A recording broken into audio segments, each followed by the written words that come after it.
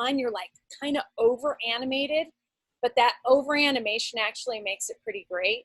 And so that's the same thing with the video. If you're talking like you normally talk to somebody on the telephone, or you're just having a casual conversation with somebody, it tends to sort of be a little slow and a little boring.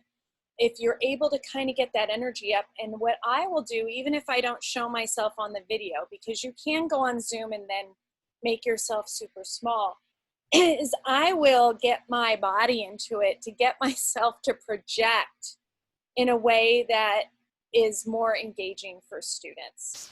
Yeah. Also remembering to keep it short, as short as you can. Because I wondered if she couldn't do this. I mean, I don't know the math, but I'm wondering if she couldn't do it in 2 videos.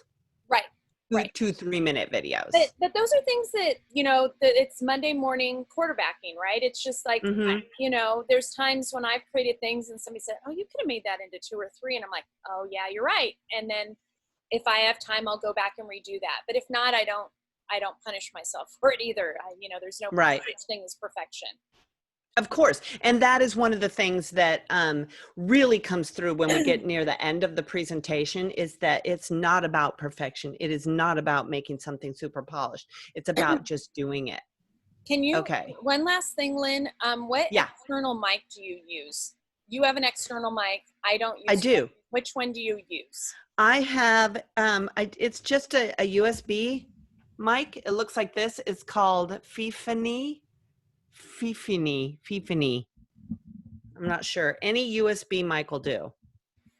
It really improves the sound quality like a zillion %. Do I sound better than if the microphone is way over here? Yes, you do. Then it's, you don't, so this makes a huge difference. And it's just right here in front of my computer. Here, I'll show you with the camera, see? Can you see it? No. Oh.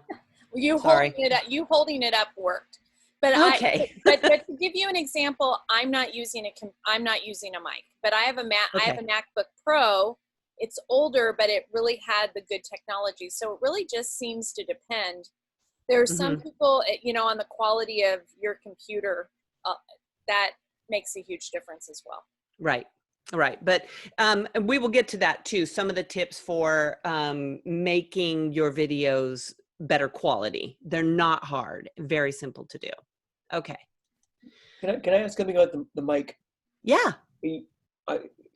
Could the mic be of such quality that the auto captioning would actually capture spot on, as opposed to having to go through the whole process of editing your captioning, which takes a long, long time?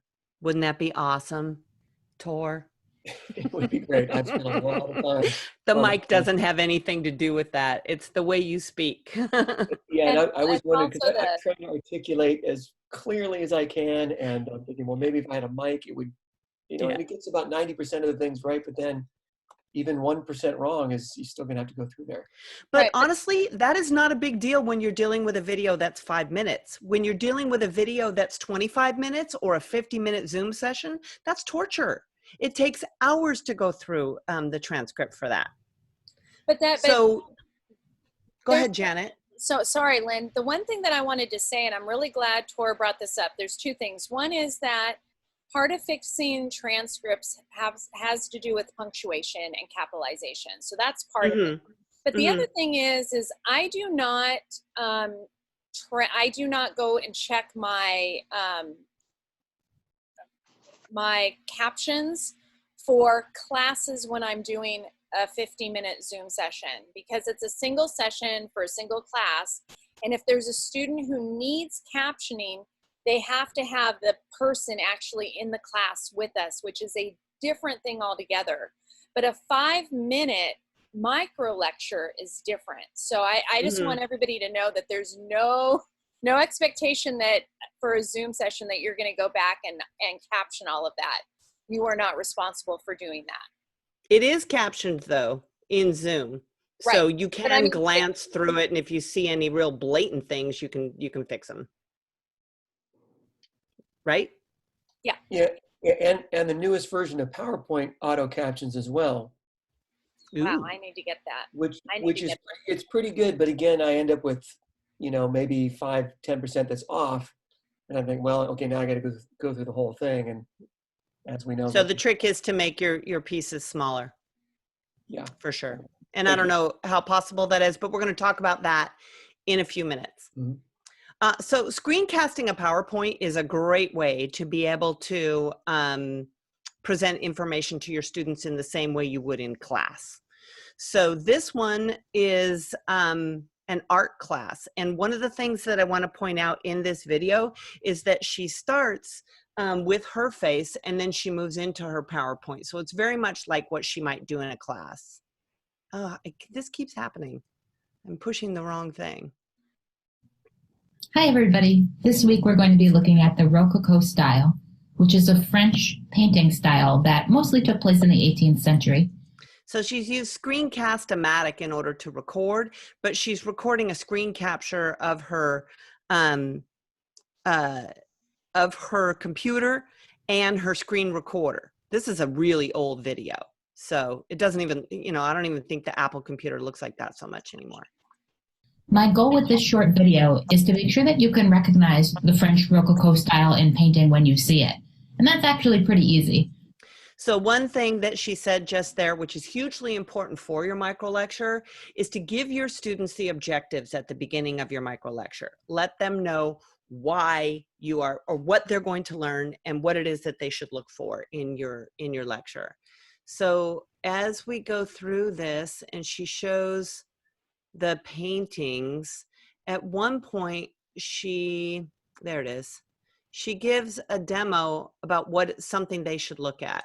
Instead, there's a kind of blur throughout. Look in the sky here. You see that tree just kind of appears against the sky. We don't see hard edges to the tree. So that's a great way to be able to just sort of present your content in the way that you would in the class. Okay, this is another thing you can do. You can use a micro lecture to introduce a topic. So our research project in my English 100 was on food research, and I used some stock video from pexel.com, but I also used my own video where I went out into the world. I got inspired by Mike Wesh, and I want to show you just a little bit of this video. For your research project, you're going to be writing an essay, a research project, on the purpose of food in our lives. And you're going to choose from one of several areas, either something connected to the food industry, or food production, or food and health, or food and ethics. Okay, so that's just stock video that I used in, I used Adobe to put this together. Adobe. Oh, Lynn is frozen for a minute. Do you know what she used? I think she used Adobe Premiere. Was a video edit. Yes, I used Adobe Premiere. Go ahead. Yes, we hear you now. Not too much is the way to eat. But there are often problems that are connected to the way that we get our food, the way that we eat our food, and the. So I also used just a PowerPoint slide that I typed on while I did a screen capture, and that's going what to be this doing is. In this session. We're going to look at the food industry, or food and health, or food and. And then I sped it up in Adobe Premiere. Then I also, this is where I went out, and you have to have a good microphone to do this. Is in my town. And as you can see, there's no. On this one, the sound didn't work at all. So with Adobe Premiere, I could pull my soundtrack out of my video and add voiceover on top. But then here is where I'm talking, and I used wireless microphone. Likely because of possible curfews in town and in the county. It just humanizes the whole concept. I'm trying to get my students to understand that without a farmer's market there, or any market at all, it could be a food desert. And then I describe what a food desert is using animation in a PowerPoint right here. In this situation, people in the community either rely on fast food or food from liquor stores. And the icons you also can download from, I forget the name of the website, but I'll put it at the end. And that's it. That's all there was to that. But this is my big giant passion project that I spent a whole week with the concept and filming the videos, sourcing the videos, and learning the software. So it took me a whole week to do 3 minutes. But it is way more engaging than just going through a PowerPoint. And I really, really loved making it. So if you are feeling inspired, especially after you watch a few Mike Wesch videos, you might want to get out there yourself. He's got a bunch of tutorials for how to do this in ways that are not too difficult. Lynn, where did you get the stock footage from again?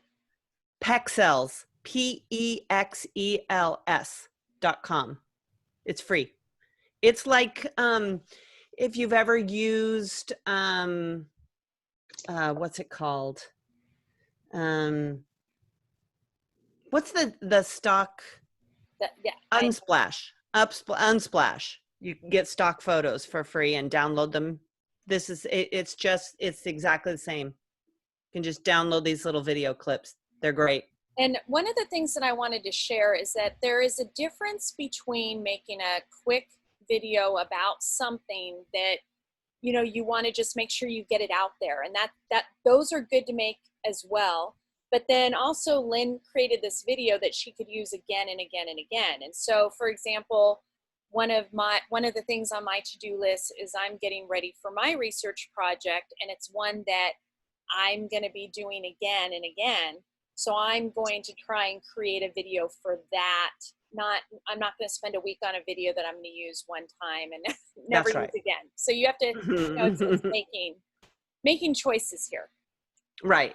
And then I also need to go back and do the research. I need to see how many times was it viewed? Was it useful for them? It was just introducing a topic. It's not teaching them a skill. If I could use that method to teach a skill, I think it would be better. Because that's something you can add along the way. It's like you do this, and then the next semester you can add something else.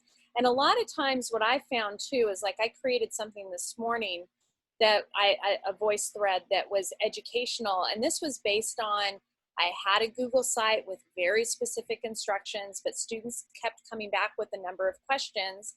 And so I used it to answer those questions within. Great. Christine has a question. I do. Hi, Lynn. How are you this morning? Hi, fine. I am sitting here feeling incredibly overwhelmed at this point. Sure. I am in the process of transitioning face-to-face to online with everything that entails, trying to get a jump on fall. And now I'm sitting here going, oh shit, I'm going to go this is recording. Great. Glad it wasn't the other word. That I have to start investing weeks into creating videos so I can be effective. Oh my God, what are my life choices right now? Let me just say no. You do not have to spend weeks producing videos. You don't. You could do this, like, that's why I showed that one with that PowerPoint presentation. All you need to do is a voiceover. She did that with Screencast-O-Matic, which is a program which is available for free directly on your web access. Zoom, that we're all very familiar with right now, is how I made most of my instructional videos over the past 2 years. So it's really, it doesn't have to be complicated. What I'm showing you right now is the gamut, so that you can see you can do it very, very simply by just recording your face, or you can do it more complicated by doing all of these little edits. And there's tons and tons I mean, you go down the rabbit hole and it is overwhelming. It's hugely scary. But you'll see that the key is really about getting at what you want your students to know and developing from there. So let's skip this and we can talk about how some of the other ways that you can use it. These are some great ways that Janet uses VoiceThread to teach. So we're going to click on these real quickly and show you how they work. So VoiceThread is, do we have a license for VoiceThread, Janet? It is for just a few faculty, but there potentially more can join. So if you're interested in doing that, talk to me and then I'll see. So this is VoiceThread. It's like each slide is just a few seconds. Welcome to our critical thinking and annotation VoiceThread. Please follow the prompts in the following slides and we will all learn from one another about critical thinking and annotation. Thank you. So that's it. That's the first one. And then the next one, she's asking them to do something on this skill. How do you feel about marking up your texts? What's the purpose of marking up texts for school anyway? And can you tell me what is the difference between reading for pleasure and reading for school? So she's going to ask them to answer those questions, I'm presuming, right? Yes, Janet? I'm giving them, this is not their first VoiceThread, and I'm giving them an example where they can practice annotating. And then what they're doing next is that they are annotating using an annotation key that they've created. But the thing about VoiceThread and what's wonderful, and even if the school doesn't give you access to VoiceThread, it's $100 a year. And what's wonderful, I created a new VoiceThread this morning based on instructions, is all you have to do is you click on the bottom center and it gives you time, and you can do a little video or you can do audio, and you can, take your 10 seconds, 20 seconds and do the speaking, and then you can redo it if you need to. And that's it. When you're done, you're done. You don't have to do a lot to put it all together. Editing. And then the other thing that's wonderful too, and I think I might have it in my other example, is that there is a doodle, like a little pencil doodler, where you can then mark things up. So if you want to mark something up, you can very easily do so, and students can take a look, just like Lynn was showing in this other one. So these are several that you can take a look at. I think it's this one where you doodle, right? Yeah. Probably. Hello and welcome. This is your practice VoiceThread, and what I would like you to do is this. First, please view the slides, and then what will happen is you will hover over the bottom here, and there will be a little area where you can choose to make an audio or a video comment or a text comment, but I would super hard to do that with a mouse. You get better at it, and then Zoom is slowing it down too. So yeah. So even the videos you were showing us were in slow-mo, Lynn. But, I know. So this also, this video here is how to do a screen recording with your phone. So you can do mobile devices. Anything you can do to show your students how to use their mobile device for your course is also helpful. To introduce your course, this is Janet's welcome video. Just show a couple minutes of that. Hi everyone, I'm Janet Mitchell-Lambert and I will be your professor for English. You will examine rhetoric, which is the effective use of communication. Why is it that she uses all these memes conduct scholarly research at the college level? Is that fake news? How can you even figure it out? So Janet made this particular video with clips, which is right on your Apple device. Super easy. Very easy and very fun. And it actually also does captioning for you if you choose the right tool. But what I do is I make the video, I download it, I upload it to YouTube and let YouTube do it and then go back and fix it. Yeah, YouTube is a easier way for students to access. Okay. So Christine, to answer your question from before, keep in mind that all of the examples that were in the presentation were for inspiration. You can look at them and see ways in which you can, but this is the real design. So you want to start with the end in mind. Do your backwards design. Find out what it is you want your students to be able to do by the time you're done introducing this concept. What skills do they need to be able to do it? Because you're going to want to show them that either in a demo video or in some other video. What procedures will they need to follow to learn or to do it? That could be its own video. And then decide the best way to deliver that. So you may need several. You can do a demonstration. You could take them on a field trip to show them. The one that is a field trip in the presentation is just me walking through my backyard to describe the fruit trees in my yard and how those might be something I would describe in a narrative essay. It's just to give them a visual of what it is that you're talking about. Whiteboard, screencast, voiceover, or animation. And I've linked there to Powtoon, which is a great animation tool, super easy also to learn. Once you focus the concept to what you think will fit in 5 minutes, then you record. Questions on that? Okay. But how can you be sure your students will watch it? I mean, it doesn't make sense to develop lectures that they're not going to watch. And one thing that was studied, and I got most of this information from Canvas, bite-sized Canvas from Helen Graves. She came up with this list. And there was a study done by one of those big online MOOC, which is massive online open access course. But they said that when they surveyed, I think it was 1,900 students, 100% said that they would watch a video that was 6 minutes or less.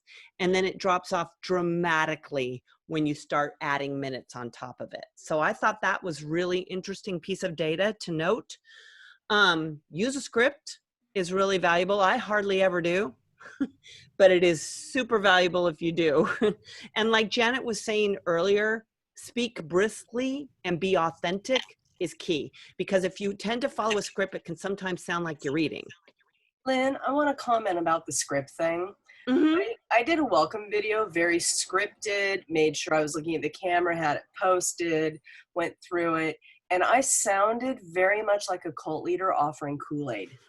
It became quite hysterical at the end with, sharing it with my friends. They're like, wow, you're like really warm and comforting, but you also sound like you're about to pass out Kool-Aid. And then I did another one that was completely unscripted. It was just me. And it was like, you know what? If you come to Zoom, you're probably going to see a cat run across. You're going to see the dog bed. And it was just me. Yeah. And it was so much better. So you might want to try a couple of times to see how you translate, because the scripted me, man, not good. Yeah. Yeah. And that's a really good point, Christine. Thank you so much for bringing that up. Sometimes when I do use a script, it's just an outline, just to keep me focused a little bit. It doesn't have to be a word for word script. But yeah, I really like that story. And when you first start doing it, and that was one of the things that I originally had in the, actually it's in the next slide. Don't forget about cognitive overload, use consistency, keep it relevant to that tiny nugget that you're trying to do in the 5 minutes. Assess to engage the students. So you can add assessments directly into your video. And this is a fantastic tool. You can do it directly in Canvas Studio.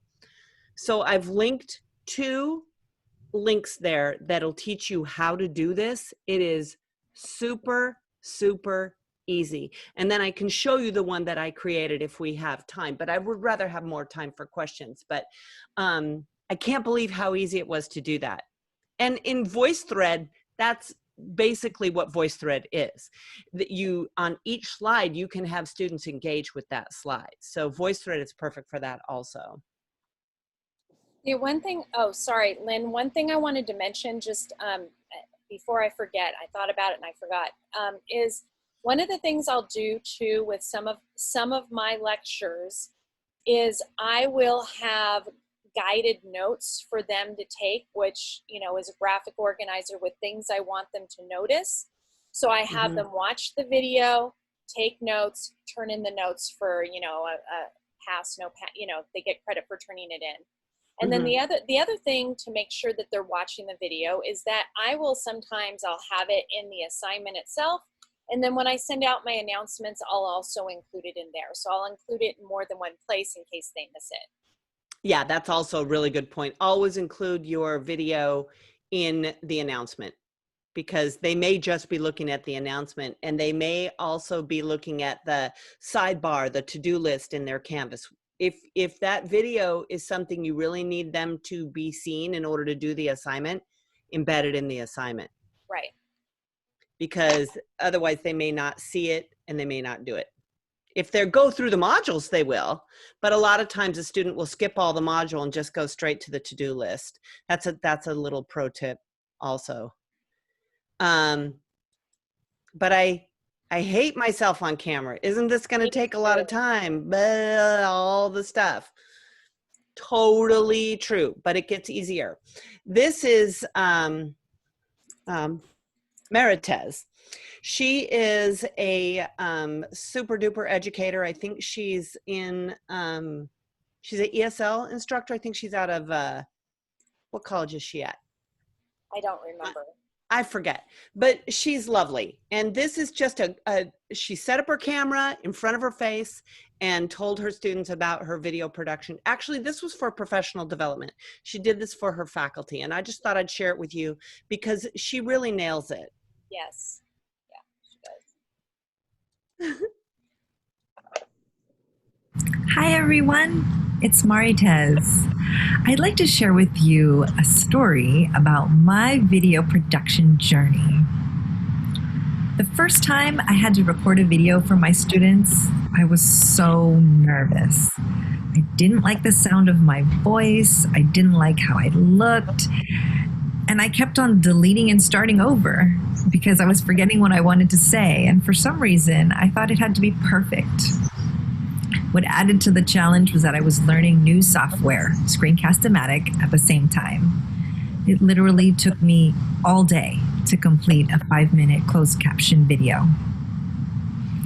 With 8 years of video production experience now, I can look back and say that the most challenging part about producing videos is producing your first one. There's a steep learning curve at first that will become easier and faster with practice, I promise. And know that they don't have to be perfect. Once you witness the impact that investing in video production has on humanizing your teaching and helping to close equity gaps, you will change your perspective. Now I look into my camera lens, imagining that I'm looking into the eyes of my students and smile. I'm constantly thinking of what video I'm going to produce next. 2 quick tips I'd like to leave you with is to make sure that your face is well lit. And if you're recording with your phone, hold it horizontally instead of vertically. Good luck. And have fun making your videos. So she really, I mean, she says everything that I wanted to say. And she says it with that beautiful, calm voice and her welcoming face. And that's all your students really want. They just want to see you. Okay, so I linked up all of the things that we talked about today on this last slide, along with a couple of others. And I also in the last slide said, contact us for more details, or if you want any one-on-one instruction in producing your video, sometimes it's easier to have another person walk you through it. We are more than happy to do that. That is what we are here to do this summer. So if you are producing videos and you have any questions at all, or if you need help, do not hesitate to contact us. I'm serious. Okay, so that's the basic gist. And we can go back and look at anything, or we can have more conversation about it. We still have about 15 minutes left, so let's talk. Okay, Tor has a hand up. Unmute yourself, Tor. Sorry, we can't hear you. About that. Question about editing. You mentioned one of the Adobe programs, Premiere. And I have just been doing everything in YouTube, which is not the best. You can cut within YouTube, which is kind of easy to do, to take out like long pauses if you have those in there. But I can't merge videos and I can't do much else. It's really not set up for that. So are the Adobe Premiere? Yeah, and we all have access to Adobe Pro accounts because of what the college has when they purchased Adobe. This would happen before we were sent home with the pandemic. You can, all you need to do is go to the link that I've linked in the slides, and it says sign in. And if you sign in with your Cerritos ID, it will you know, take you to that authentication page that we get for Adobe, and you just sign in there, and then it'll take you back to Adobe and you'll have access to all of their products. So you just search for the product you want. I did download Premiere because it is a sophisticated video editing tool. Camtasia and Snagit are also valuable. Camtasia we do not have a license for. And Snagit, but Snagit is very similar, and it's $50, I want to say, and Camtasia is about $100. And then when they update them, each update is about $50. So if you don't want to spend money, use Adobe. I mean, Adobe has templates to make videos in Adobe Spark, and we may, as we, you know, one of the things that we had thought about was that we were going to try and do some more advanced kinds of workshops for people who wanted to learn to do some of these other things. So that may be something that you may see in the fall. Right. Okay. But yeah, if you want to download it and give it a shot, just shoot any questions to me, because I found it to be fantastic. I love it. And it, I feel like I can do a bunch of really cool things in it, but you know, I'm never going to do a Monday morning, what do I need to do before my class? I'm not going to do Adobe Premiere for that. It's going to be something well thought out over time. Okay, thank you. I also wanted to say one other thing. I feel incredibly embarrassed about making these videos too. And I've made videos off and on. My goal this summer was really to spend a lot of time making videos, but I don't have time for that right now. But that it's still on my to-do list. And I have to tell you, every time I show a video to one of my friends or my husband, they look at me like, oh, you're such a dork. But I do it anyway, even though I get made fun of by those who are supposed to love me the most.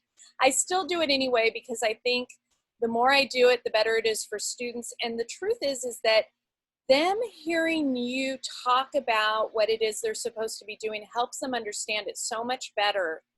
And a lot of times, if you are paying attention as you are going along your class and you're paying attention to the types of questions you're receiving from students, they can guide you based on their questions of what you should be producing and help support you with that. And think about, like Christine was saying earlier, I think she had to go, but something she was saying. Oh, you are? I'm sorry, I didn't see you. One thing that is valuable is to think about the kinds of questions that come up in your face-to-face course, anticipate for those questions, and produce something that addresses those questions in advance, and make sure that that is connected to the assignment or the activity or the module. I have things that I've produced for, you know, how to read the feedback from your instructor. I put that in every assignment so that they can see how to do it every single time, because they don't remember from time to time. And if they can see it once again, in fact, when I do the comments even in their papers, oftentimes they'll get that as an email. They are not going into Canvas to see my comments, they see the email. And in that email, I will link to the Canvas guide for how to find your feedback, so that they have it outside the LMS and then they can go into the LMS and do it. But my favorite tool right now is I'm really trying to use Canvas as much as possible for as many of the things, so that students have everything in one location. VoiceThread is amazing. Flipgrid is amazing. These are fantastic tools. Other things that people like to use are Padlet, where students can just post collaborative ideas. They're very creative, they're wonderful, but they take the student outside of the LMS, which, you know, there's something to be said for that as well.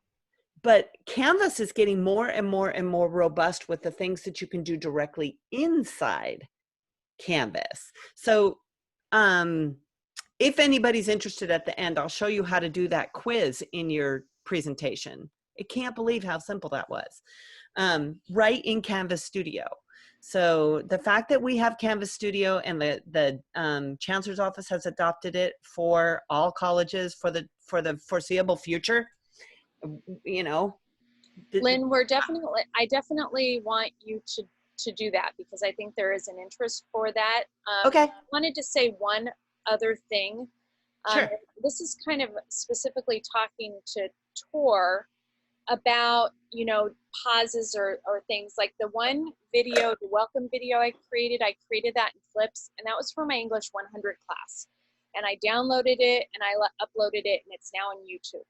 So now what I want to do is I want to take that same video, take out the English 100 parts, and add in the English 103, and, you know, also for 102. So I have the kind of skeleton of it, but then I can go back and I can change things. That's one of the things I like about clips. Same thing for VoiceThread. So that VoiceThread that Lynn started showing about annotation, there were a few slides from a VoiceThread that I created, I don't know, like 9 years ago. And then I was like, but I don't like this slide and this slide. So I took out slides, I added in different slides, and so I spruced it up. And I didn't redo the stuff that I thought was already good. I just redid the stuff that I thought was not so good. And so those are sort of tips and tricks about sort of reusing and trying to think about what kind of tools you want to invest in, so that you are creating something, but also thinking about other places that you can use it or revise it. I actually really love that you said that. So if you have something that you think you'd want to revise, it is wonderful to do it in video clips. And that's more reason why you want to do your videos in 5-minute chunks. Right. Because it's not hard to produce a 5-minute video as much as it is to produce, you know, something longer. And then you would upload that into clips or VoiceThread, and then you can. That's right. I always download and upload into YouTube. YouTube is sort of my go-to. It always works. A lot of different sources take YouTube videos, such as like I will put a video or into my Google Sites and that kind of thing, and it tends to take the YouTube videos. So yeah. One thing I was thinking about with the pause question was, if you go non-scripted, people brought that up, and I had this same experience from the script. I sounded, I did not want free form and it was better. But then at the time, free form that I didn't know the words I wanted, that I wanted. Oh no. We lost him. We'll have to have him restate that. And oh no, Tor. Yeah, he doesn't know we lost him. My thoughts and then continue to talk. Would that be a way of kind of self-editing as you go? Tor, we missed a lot of that because you froze. No, it's not your fault. Can you restate what you were saying really quickly? Okay, can I try again? Yes, yeah, of course. Yeah. My computer wants to go to the extender, which is in the other room, but I'm right in front of the router here, so I had to redirect it to the router. I'm sorry. Okay. What I was going at with the pause was if you wanted to speak freeform without a script, because I did the same thing. I sounded very rigid when I was going with the script.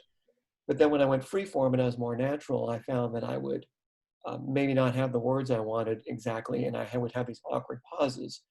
So I thought, well, what if I just have my mouse right over the pause button on Zoom, and as soon as I get to a point where I'm not exactly sure what I want to say, I pause, gather my thoughts for a second or two, and then continue on. Would that be a way to kind of self-edit as you go? Has anybody tried that?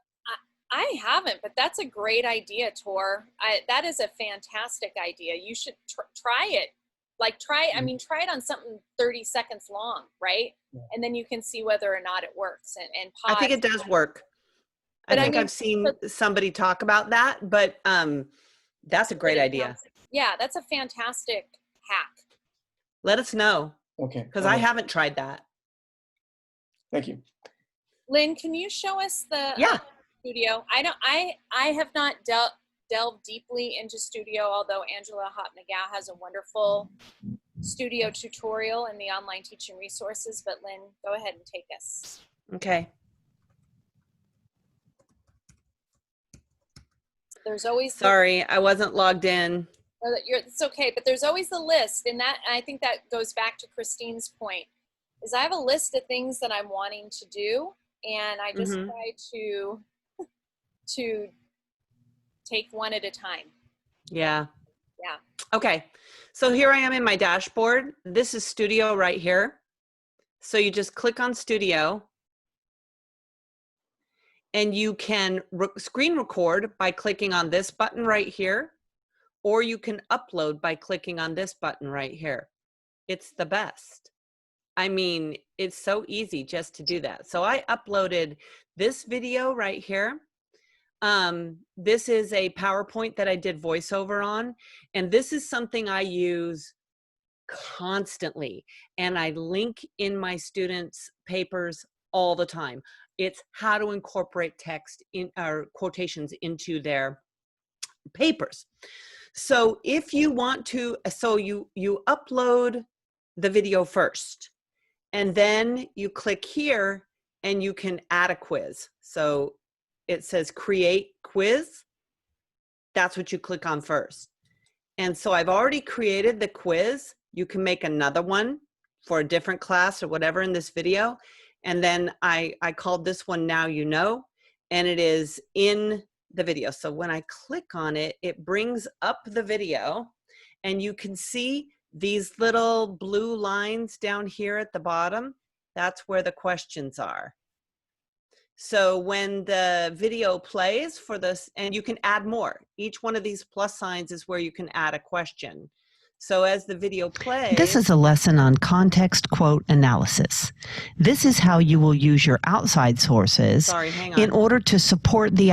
I didn't use the audio, so you're probably not hearing it, right? No, we are hearing it, Lynn. Oh, you are? Okay. Yes. So it just goes, and when they get to here, because this is edit mode, I don't know if it's going to take me to there, but when they get to the question, it pauses the video, and the question comes up for them. So I've just gotten through talking about topic sentences, and I say the topic sentence typically goes where? At the beginning of a paragraph, the end of a paragraph, middle of a paragraph, right? So then I put the right answer, and then I tell it to shuffle the choices so that, you know, it comes up different every time, and then I click save. And then the question then, oh God, okay, discard, I didn't do anything. And then the question will come up. So when they are playing the video after the topic sent. So let's see what happens when we view the video. If they play it. This is a lesson on context quote analysis. Now see, there's none of those marks here. So the video exists plain in and of itself, and it exists with the questions. So then what I would need to do would be to put it in my course. That's the part I don't know how to do, but it's linked in the presentation because it came from well, you have access to that video in any course or quiz in any course, yeah. Right? So so you can create different quizzes. When I click here, these are the quizzes, and then so this one allows me to edit it. If I want to share it, I can embed it directly into a Canvas page. I can share the link with my students. I can share it with certain people in my class. There's a million ways you can do it. And Angela Hopin-Nagao made a really great video on how to create and upload video in Canvas Studio. That is on the Canvas teaching site. But the two in the presentation that I showed you, the links to, they're right here on this slide. Add a quiz to a Canvas Studio video, and then use this link in order to figure out how to add it into your course. Okay, so Lynn, there's two questions. Yes. First is, can you share a particular sample in the online teaching resources? And there was actually a question from somebody who works at multiple campuses if that particular quiz could be shared to Commons, but that's up to you. And then the other was, once you set it up as a quiz and make that quiz an assignment, it will show in the to-do list, correct? Yes, I think so. It's I like think so. You have to choose it, That'd be, set it up as an assignment, and then it's ready to go. But the second link in the slide shows you exactly how to do that. But I'm pretty sure that's once you make an assignment and you add it to anything that's an assignment shows up in the to-do list. But we'd love to see that example if that's possible. You'd love to see that example that you just showed us, that particular video with the quiz embedded. Okay, so you want to see what it looks like when they're actually watching it. Okay. Yeah, so if you're able to share that with the online teaching resources, yeah. you could see it and people could practice taking the quiz, right? Because they're students. And then, and Veronica asked a question, and I'm going to assume the correct answer, but Lynn can correct me if I'm wrong. It says, does Canvas score those questions and enter points into the gradebook? And my answer would be yes, just like with any quiz. If it's a multiple choice, it should go right in. Mm-hmm. If it's a choice that, if it's a quiz that is connected to an assignment. I would think so. That you create as a quiz, yeah. And it says, are all the questions in one video grouped into one quiz? And I would say yes. I would think so, yeah. Now, like I said, I just learned about this concept yesterday. So I didn't know that this was a thing. I just was like, hey. Oh, you froze. I'm grateful for that as well. I didn't know that. I've seen stuff like that, but I don't know. Hopefully Lynn will join us. Hey, because that's the way they what happened? You froze. You said you just. Did I freeze? Yes. Dang it.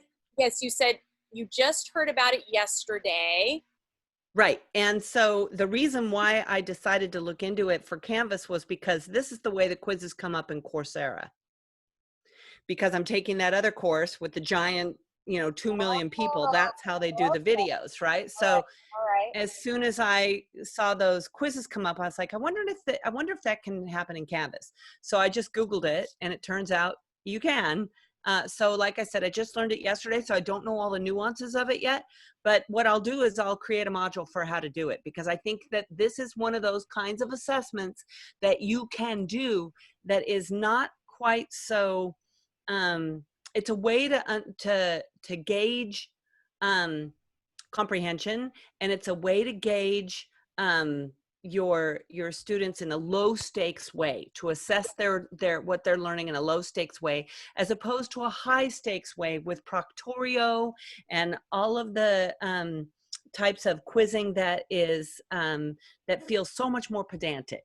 So I just think that any way that we can allow students, and there's other things you can do too. You can create discussion boards connected to the videos. You can, like Janet does, give them a fantastic graphic organizer where they have to fill in answers, and then they can turn that into you as a way to show that they've learned some of the concepts in the video. Have them show what they learned from the video to each other in a group or pronto. It just, it seems to me there's a lot of things you can do. Video is the key to getting your students engaged, Mike Wesch says, and I fully agree with that. Not perfect video, just video. Mm-hmm. So.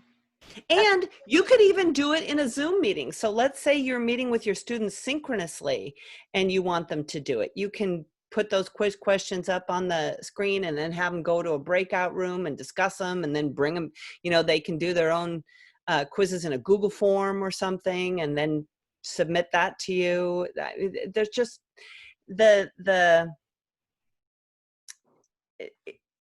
we are creative people. That's why we're in this job in the first place, and why we love what we do, because it's autonomous and we get to decide the way in which we deliver and assess those outcomes for our students. So think outside the box. Think about everything that you've been doing online since the pandemic began, and what works for you, what doesn't work for you as a learner, because we're learning constantly online.